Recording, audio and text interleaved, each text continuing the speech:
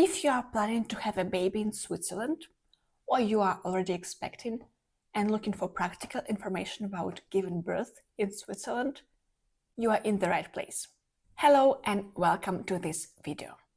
This is the third part of my personal practical guide on pregnancy and giving birth in Switzerland. And in this one, I will talk about giving birth in Switzerland. If you haven't watched the other two, about preparing to pregnancy and about 3 things that you have to get for your baby before they are born, please make sure that you check them out. I share lots of useful information there, not only about pregnancy, but also legal aspects, rights of pregnant women, insurances, daycares, and you name it. So make sure you check out those 2 videos as well. There are 3 options for delivery in Switzerland: giving birth at home, in specialized birth centers, and at public hospitals. And today I will cover the third one, the public hospital, as that's where I and everyone I know delivered. Today I will talk about natural birth and low-risk pregnancies. If you have a planned C-section, it's a bit different story. Let me know in the comments below if you are interested, so I can make another video based on my friend's experience. If you are planning to deliver in a public hospital, your OB will transfer your file to the hospital of your choice. You will usually get an appointment at this hospital close to your due date, although sometimes labor begins earlier. That's why attending those prenatal classes and giving birth classes, which I also covered in my very first video, is very important. They will prepare you for what to do in this unexpected situation. For example, my contractions started 16 days before my due date and 3 days after my last appointment with my OB, where I was reassured that it's still a long way to go and my baby will arrive on time or even later. But my son had other plans. I had prepared by studying my hospital's emergency procedures and saving 2 important numbers on my phone. The number I have to call in case of emergency before 37 weeks of pregnancy, and the second one is the number I have to call in case of spontaneous labor after 37 weeks of pregnancy. So make sure to check your hospital's website for any useful information in case of emergency or spontaneous labor. And here's a brief distinction between an emergency and a spontaneous labor according to my hospital's website. Emergencies include heavy bleeding, severe abdominal pain that doesn't go away in between contractions, and lack of baby movement. While signals of a spontaneous labor include contractions every 5 minutes lasting about 1 minute, water breaking, and contractions so intense that you cannot speak.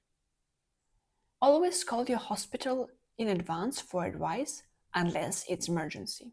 And I say this because many parents, if they come without the green light from their hospital, are usually sent back home or to walk around the hospital because the labor isn't active yet. And here I'm talking mainly about public hospitals, because there is no point to keep you there unless you are in danger or you are in an active labor. When you have regular contractions and you have a green light from your hospital, plan your trip to the hospital. Make sure you plan your trip to the hospital in advance, whether it's your partner who will drive you there or have a taxi number ready. Speaking of preparation, let's also briefly cover the hospital bag.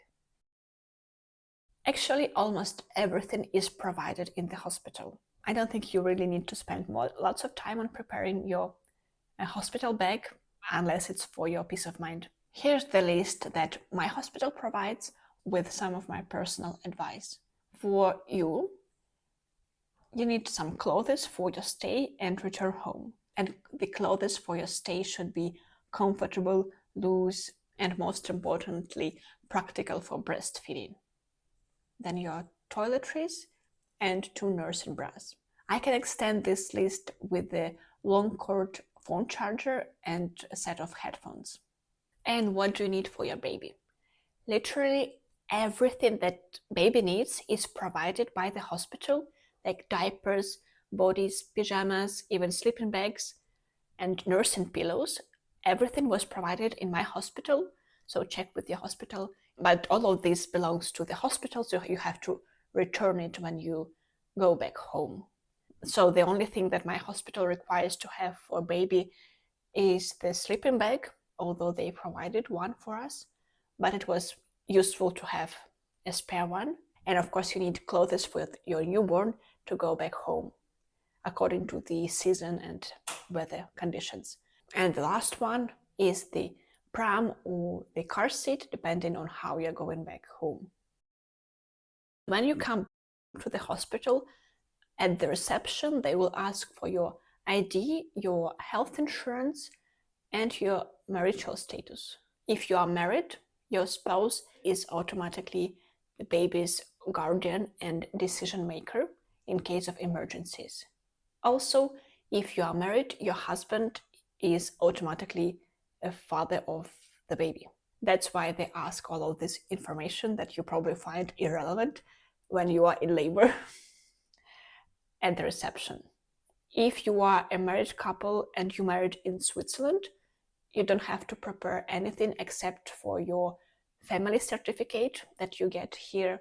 But if you are not married, if you are a single parent or in any other situation, the list of documents gets a bit longer, so make sure you prepare them in advance.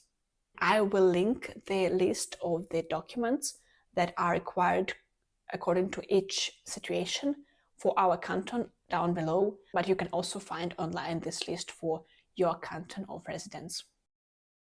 What happens at the hospital? Once you arrive, a midwife will examine you, and if she confirms that you are in an active labor, you will be transferred to the delivery room. And in this delivery room, everything happens. You give birth there, and you stay a few hours after the birth when they check on you. Your partner can stay with you through all the process with no extra approval required. For a natural birth in a low-risk pregnancy, you will be followed by a midwife. They will monitor your progress and baby conditions. If you choose an epidural, an anesthesiologist will handle it. There are also other pain relief options available in different hospitals, like bath, feed bowls, and sometimes gas. They can put you this gas that can relieve pain a bit. Let's talk about delivery position. Some hospitals allow alternative positions for delivery, including birth in water, but it was not an option in my hospital. So if it's something that is important to you, make sure you check your hospital in advance to make sure that they provide this option. At the time of pushing the baby, in my case, the doctor was already there, and she was also there after baby was born to check on me, did some stitches, etc. Once your baby is born, they will check on the baby, they will do all these examines, they will put baby on you as well, and they will then they will check on you whether you need some stitches or need some treatment, etc. Then you will stay for a few hours in this delivery room where you will be again examined and followed by a midwife. They checked whether I could pee, and then they checked whether everything went well, because there is the risk of infection, so they had to make sure that everything goes well. And once they are sure, then you can be transferred to your post-delivery room. And I will cover about all of this in my next video about post-delivery, so make sure you subscribe. Let's talk about insurance. Everything that I described in this video is fully covered by your basic health insurance. And if you want to know more about insurances and what is covered during the pregnancy, make sure you check my first video.